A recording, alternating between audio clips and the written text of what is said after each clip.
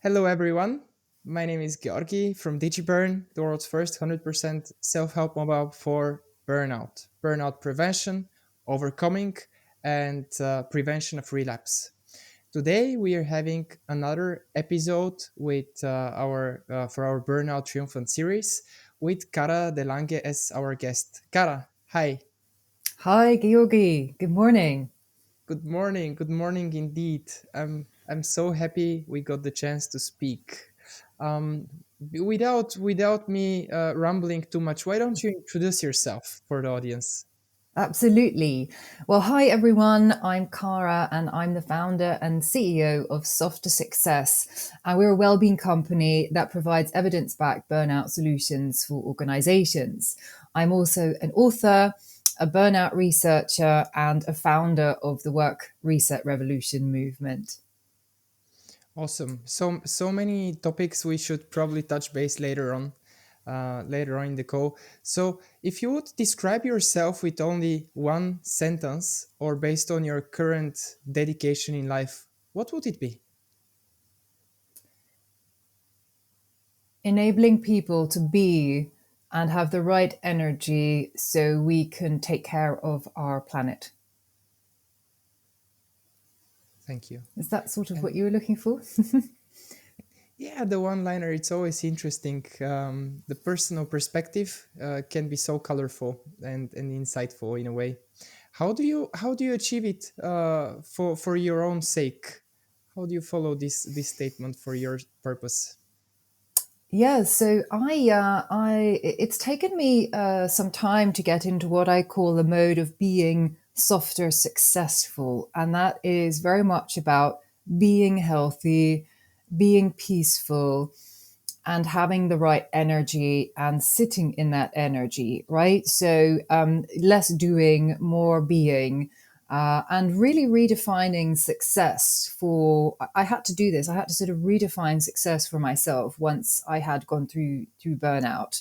Um, and this happened many years ago, and I realized that I needed to be more gentle with myself, but also I needed to understand quite a bit about the science behind burnout and how does this build up, because I never saw it coming. And I think that happens to a lot of people. Like, we don't always know when this is coming up for us. And cortisol, our stress hormone, it blocks our prefrontal cortex, and that's our logical thinking.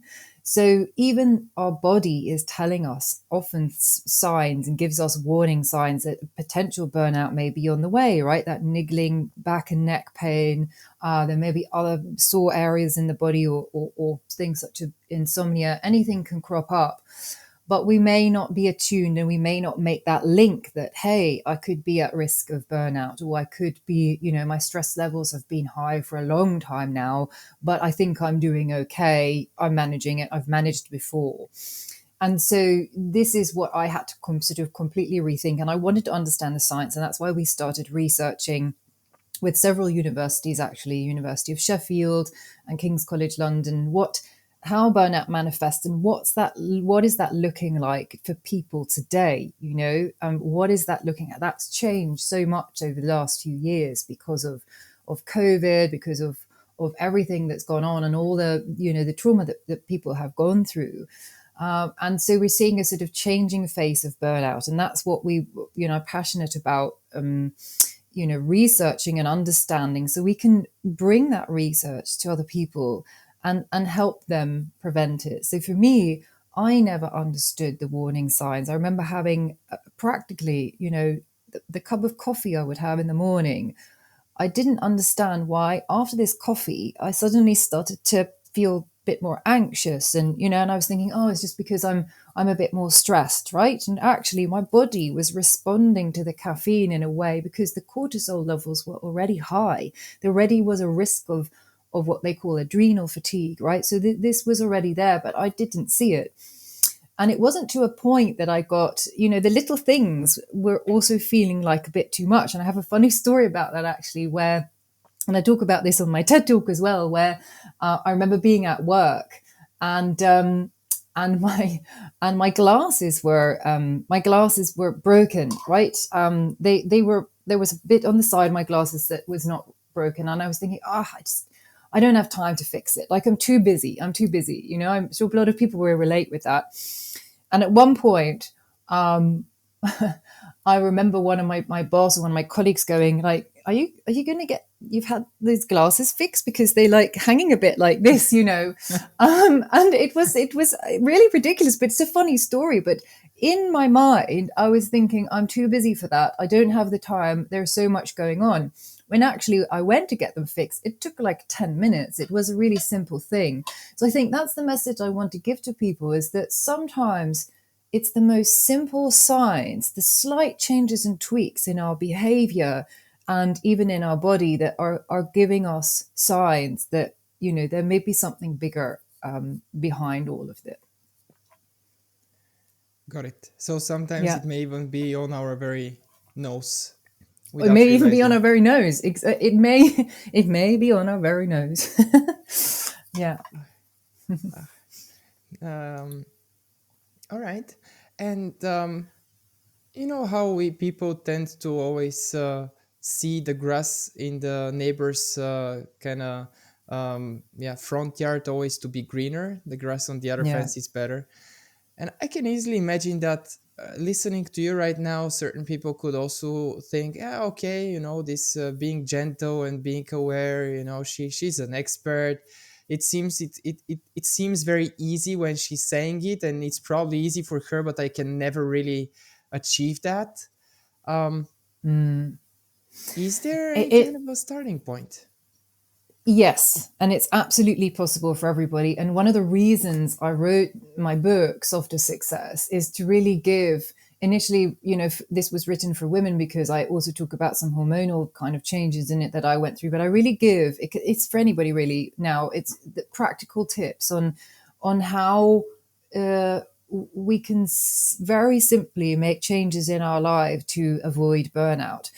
I think the most important thing is really about changing our tuning in to our inner wisdom, and also rewiring our brains, right? Changing our mindset slightly to move from a doing and completely pushing mode to a little bit more of a being mode. And now I hear you, right? Like, there may be people listening going, well, my work is not going to allow me to do that. I have to work 10 plus hours every day. And, or there's a lot of stress, and there's a lot of pressure at work, or some people maybe even being doing two jobs or having a portfolio career.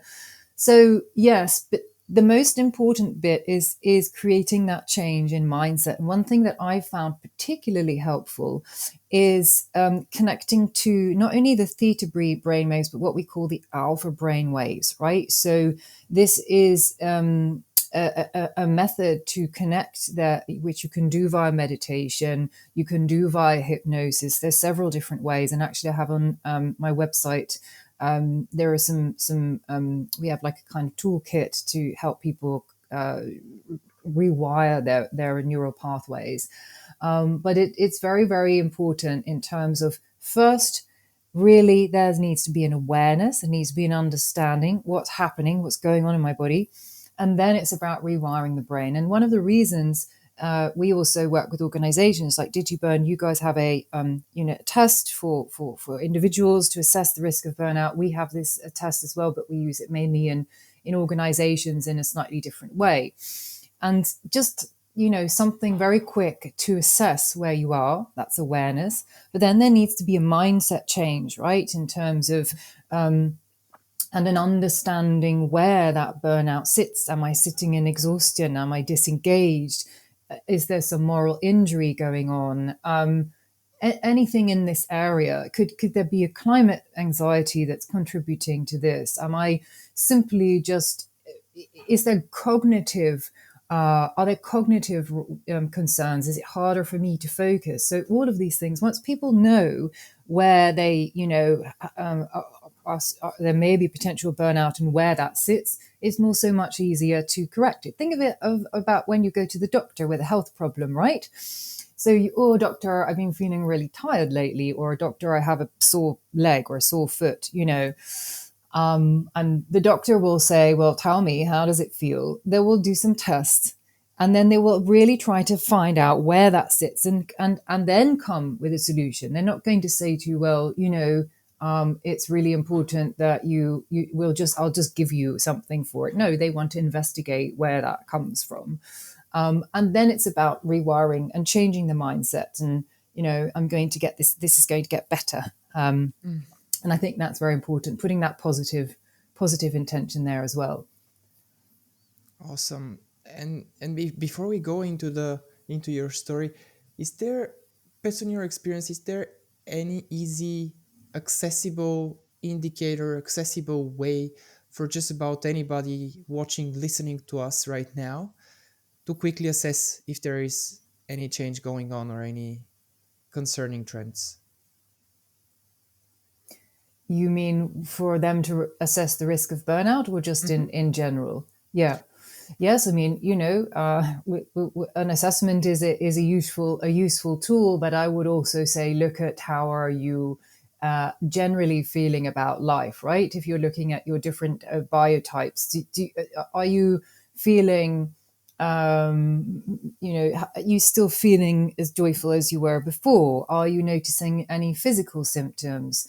I think one point came to me when I started feeling, not only from the caffeine, but I started feeling an anxiety that I hadn't felt before, and the mind started to race. It felt like time was speeding up in a way. And again, I kept on thinking, I'll just keep on doing. I felt like I was on a hamster wheel, that just couldn't stop. So again, people, if you feel like you're on a hamster wheel, that you feel you can't stop, know that you can consciously make a decision and actually say, today I am just going to stop, and I am just going to take a break, and I am just going to sit down and do a meditation, or I'm going to go out and do some sports. And I am able to change this and reverse this, because it is absolutely possible. And we see it with our clients all the time. Like, you find the risk of burnout, it is 100% possible to reduce that risk, to mitigate that risk, to people low risk, no risk of burnout. And we do that across organizations as well, right? But it's not going to happen overnight, right? Like, burnout can build up over time. It's not going to, just because you've been stressed for a day or two doesn't mean you're going to burn out. But like, in the same way, if you are at risk of burnout, you need to put practices, you need to start doing things on a regular basis, right? So small things. Is that a little meditation every day? Is that a little a positive affirmation? Am I going to do a tiny bit of movement every day? Whatever it is, make it very small so that you can keep to it. Thank you. Thank you for sharing this. And to cut the chase short, we have gathered together today actually to hear a bit from your first-hand experience Yeah. about your very own episode of burning out, and also helpful for the audience to understand we're not really just speaking things we've read somewhere, but it's all about actual first-hand experience. So when did it happen, and could you maybe Yeah. share what happened? Yeah, so I went through a burnout, which was probably about 8 years ago. And I was working at Google at the time, in a really nice job. I'm very happy, but I'd come back, and had had a baby, and I came back from having the baby, and I decided that it was a time that I wanted to have a promotion. So I was working extra hard for that, and really pushing myself. And of course, uh, even in companies, amazing companies like Google, they have great facilities, right, to help people. But it's very important to understand that if somebody, when you get to that point of risk of burnout or being really busy, I didn't take up any of those things, and that may sound familiar to a lot of people, going, "Oh, my company has an app, or my company has this yoga, or my company has that." But if there's not an organizational or team change in terms of how people work, we're not going to be able to address the risk of burnout in the big way that we need to, right? So anyway, I was going along fine, thinking, oh, I'm all fine and I want to get this promotion. But the little telltale signs started to happen, like what I explained, my glasses, like I started to feel more anxious. Insomnia crept in. I didn't understand why I wasn't sleeping in the same way that I was. I'd wake up early in the morning, not being able to go back to sleep. And it finally culminated in a point where I just felt I couldn't go into work one day. And I went to see the doctor, and the doctor kind of went, I think you're at burnout.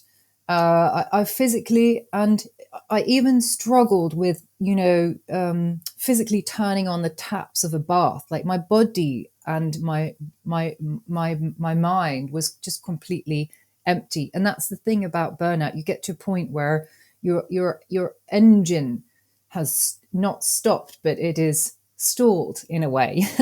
And so that's how I experience, right? So there are different experiences for everybody. And this is what we're learning now through the scientific research that we're doing.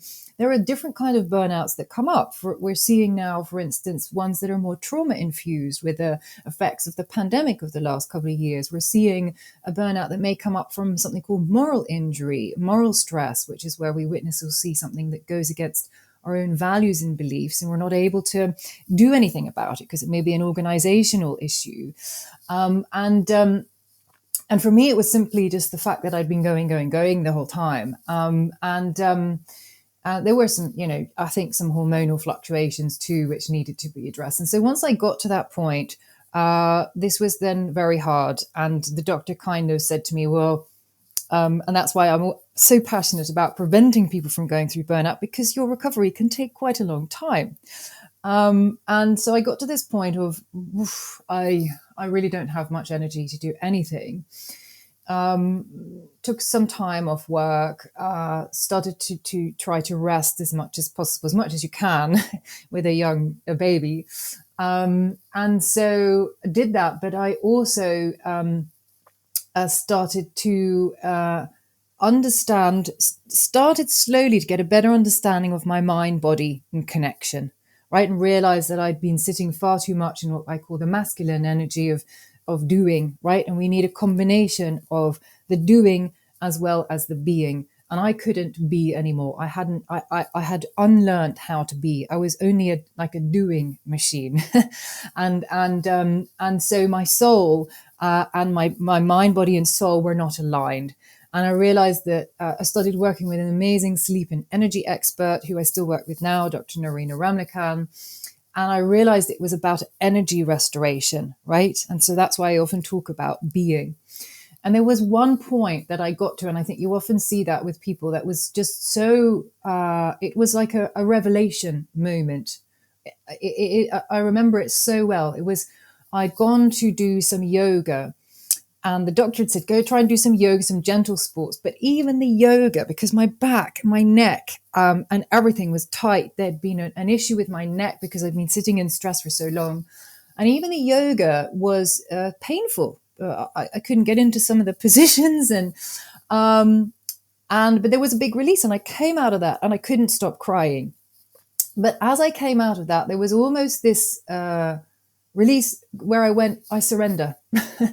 I surrender. I don't know anymore, right? I don't know any. I've been trying to fix myself, and I don't know how to fix myself because I needed to get back as quickly as I could. And it was at that point that I realized that I couldn't like fix myself in the way that I thought I needed to fix myself, but I needed to take a step back and get into this state of being, mind, body, soul alignment, right?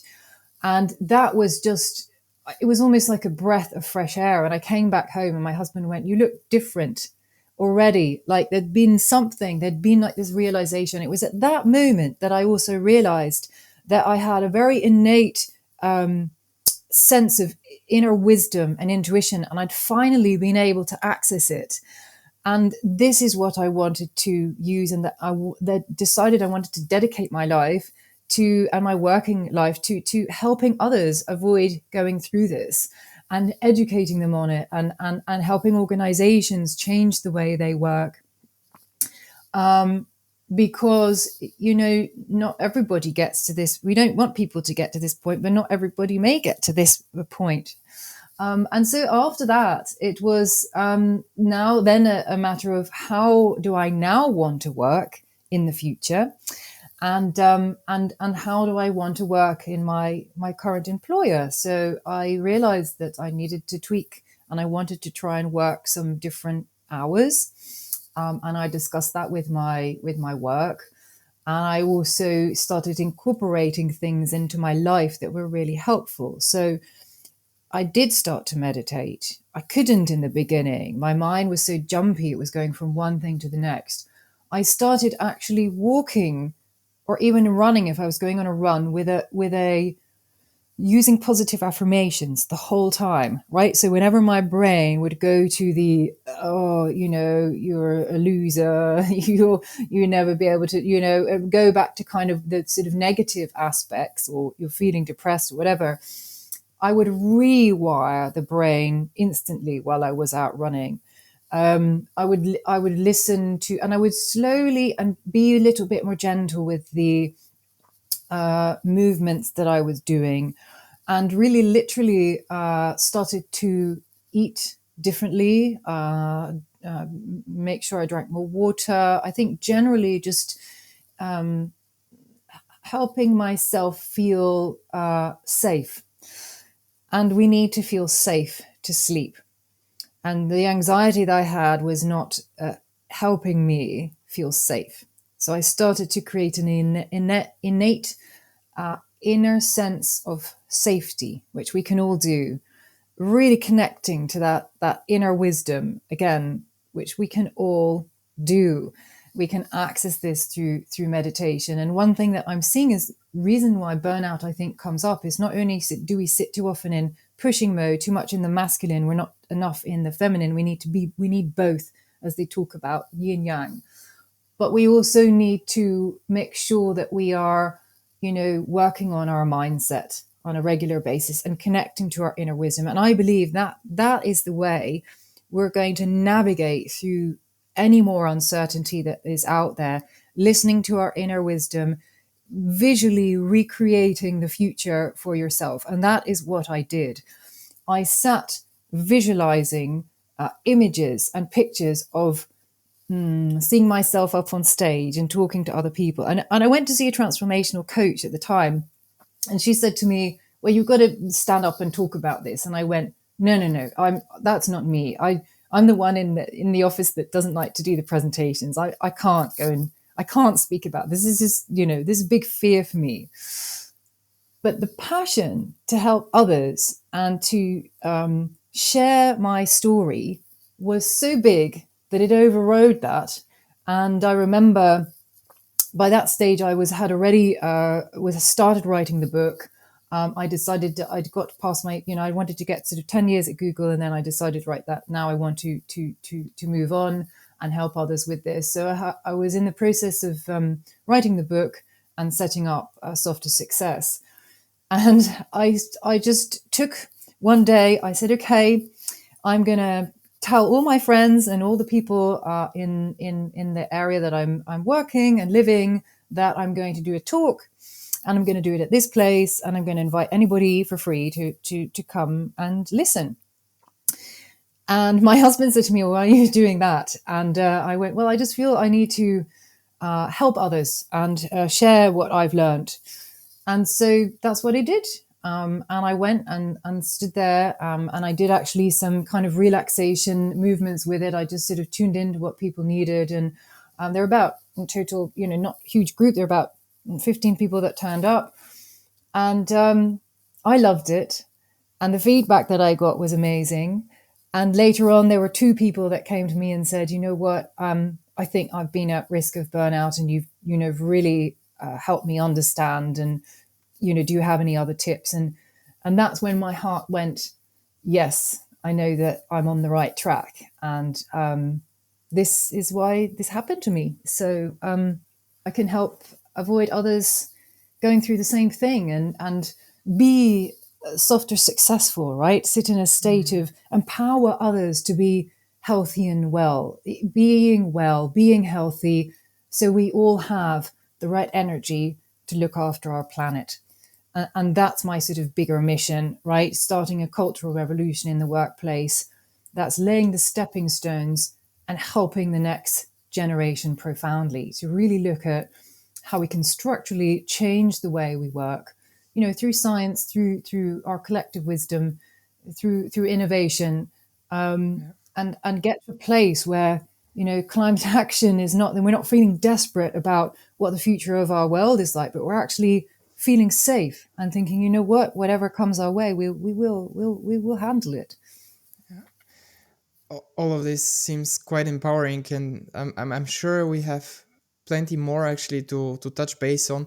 But before we dive deeper in this area, um, coming back to your burnout episode, so Mm, is it possible for you now in hindsight to perceive it as a process? So was there a trigger for the moment of realization?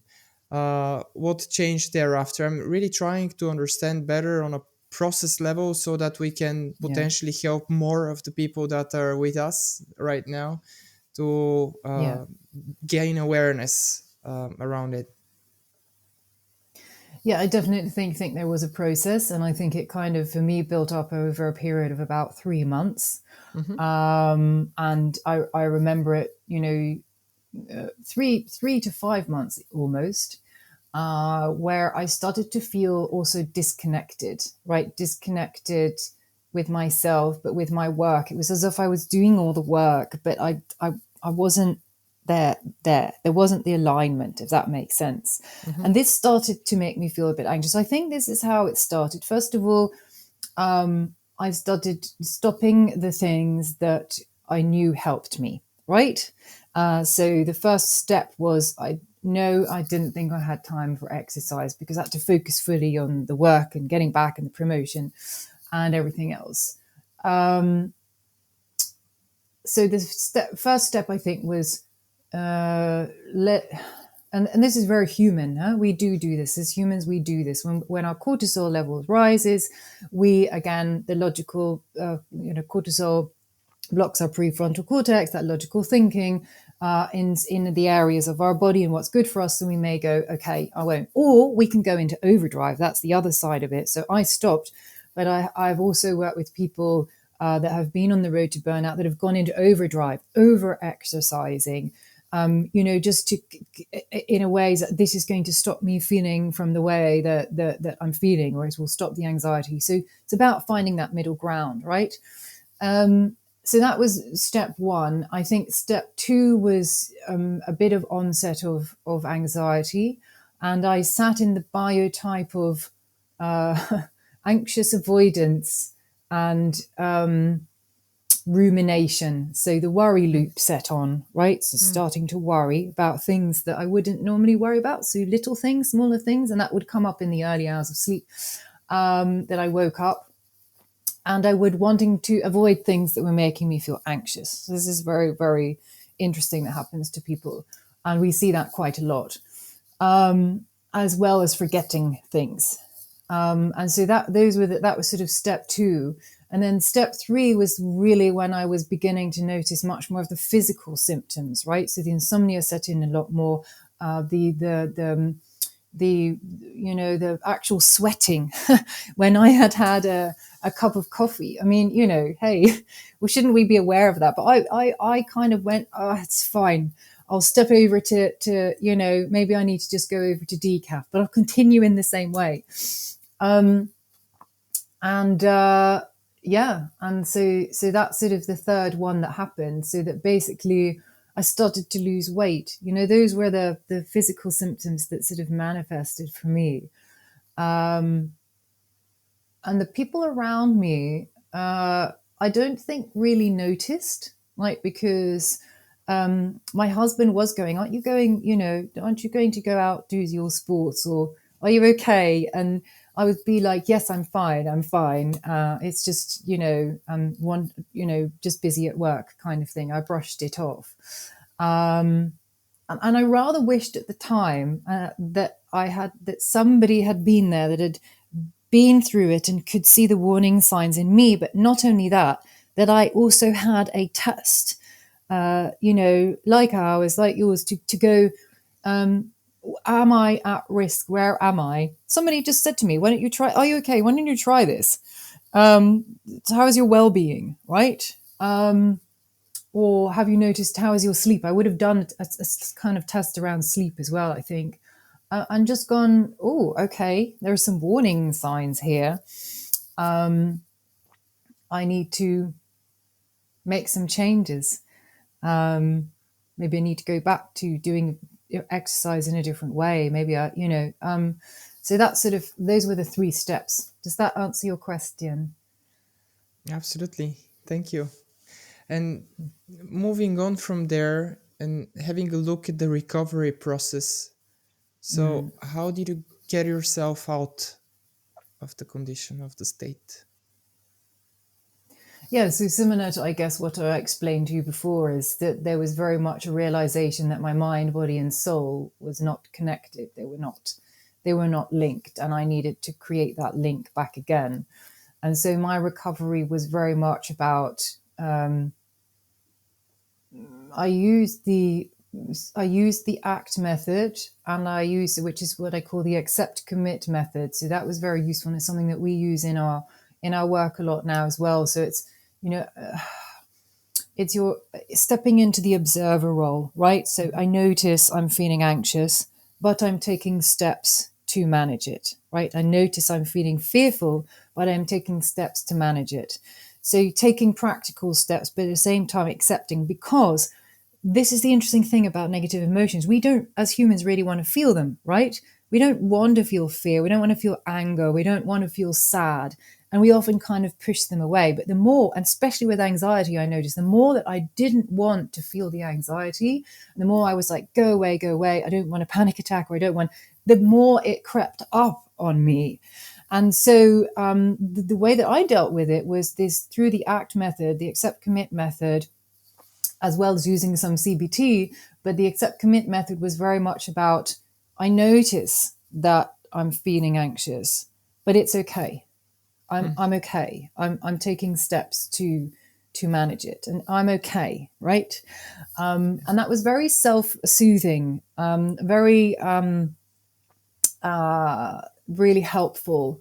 So, changing the mindset, using CBT for that, using the as I said, whenever I would go out running, yoga, whatever I did, I would put positive affirmations and a visualization of a future for myself, where I saw myself very grounded and happy and peaceful with my family. I saw myself up and on a stage. I saw the Softer Success book there already. I saw me emanating a joy and a peace, and feeling to others, to help them feel more peaceful, and really seeing that effect of people, you know, the burnout not happening for others around me. And that was amazing, right? So changing the mindset is absolutely key, in terms of prevention and recovery.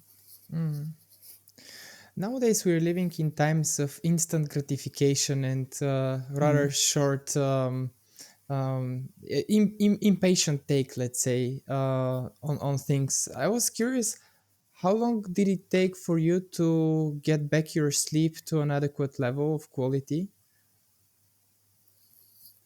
So at the time, was years ago, the doctor advised, they gave some temporary sleeping tablets, which I didn't really want. And again, they also said, oh, you can have antidepressants if you want. And I said, look, my opinion is that I need to sort of correct this myself. I don't think I need antidepressants. I need to look at the hormonal side of things. which was again my inner wisdom telling me that, and I was right because I had needed to look at that. And also, they so that they gave me those, and I had those for a week or two, and then sort of stopped.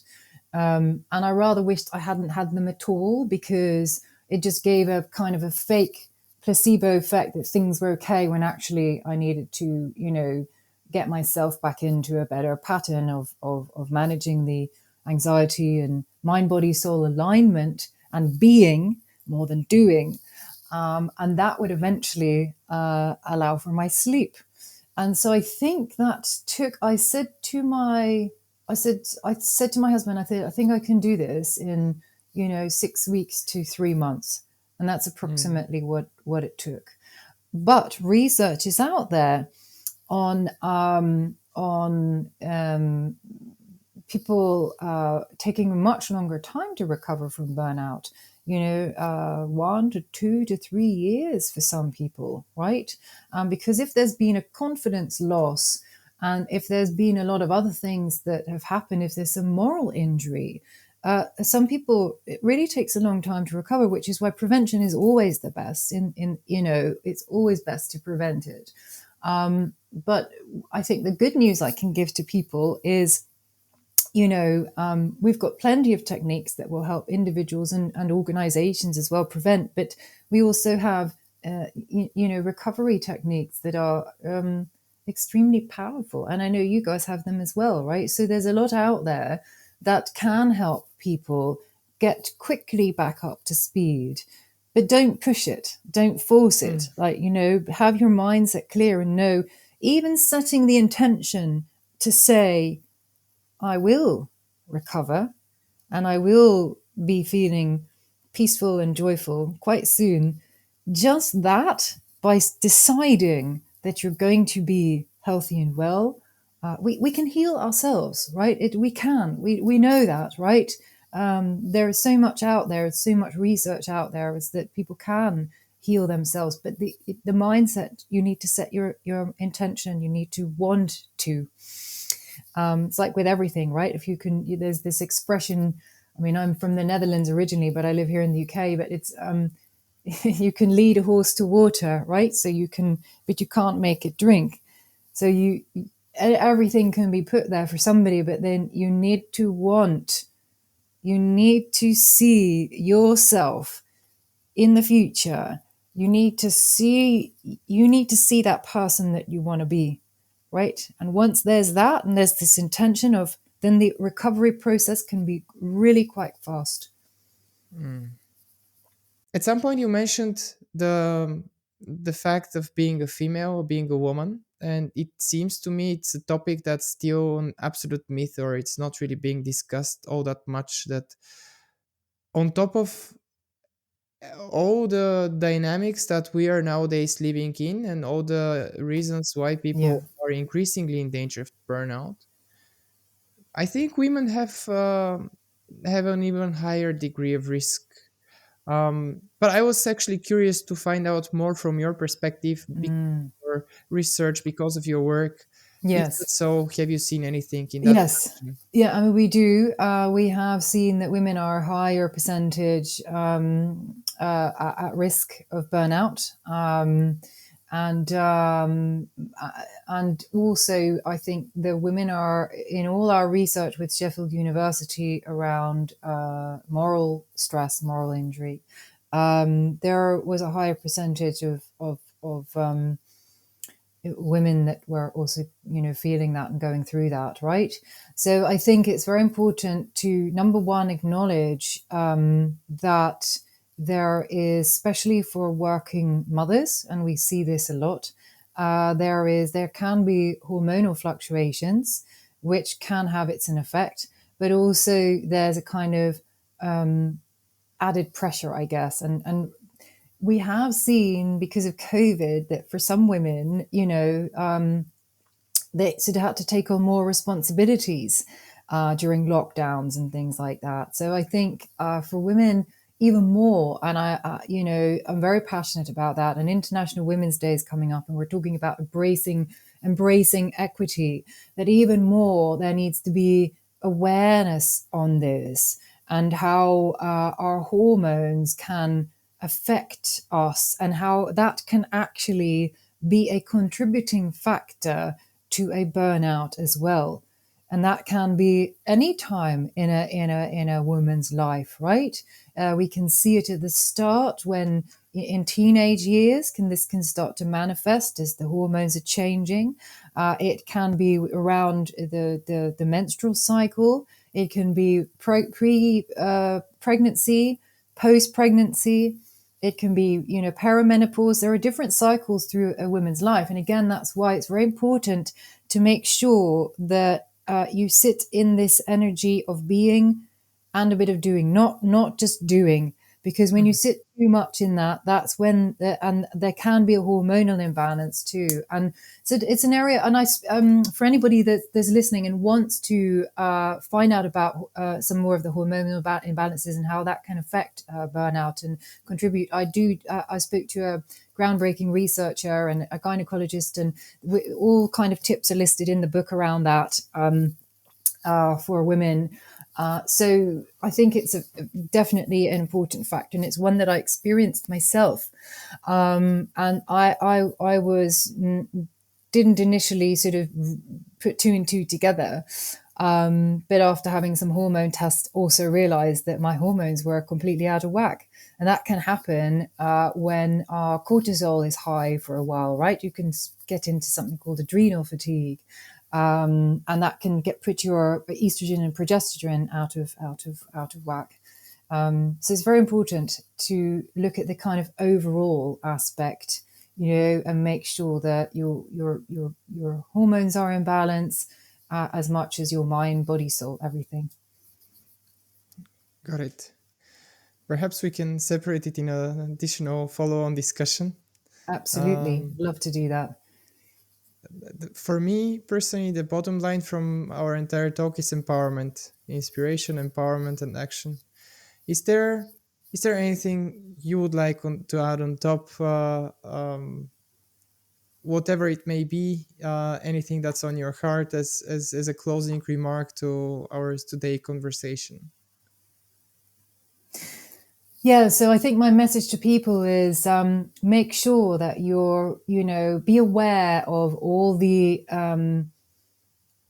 stressors in your life. Know that we are living in uncertainty, and that we as humans really need to learn to live with this uncertainty. We can rewire our brain to do this, and how important it is to really rehumanize the workplace and change the way we work, so that we are, so that we have a more equitable, ethical, sustainable, and cooperative way of working.